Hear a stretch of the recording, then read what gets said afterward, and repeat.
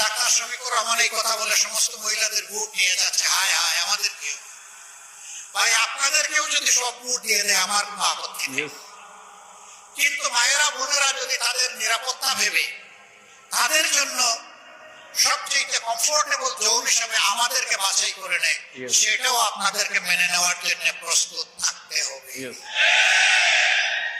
ওখানে আপত্তি তুলতে পারবেন না।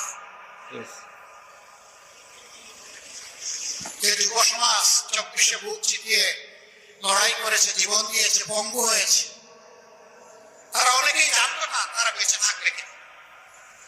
সেই যুব সমাজের একটা বিশাল দাবি, চাহিদা, প্রত্যাশা এই জাতির কাছে আছে। তাদের এই প্রত্যাশাকে আমরা সম্মান করি এবং আমরা কথা দিচ্ছি তোমাদের প্রত্যাশা পূরণে আমরা লড়ে যাবো ইনশাআল্লাহ। যুবক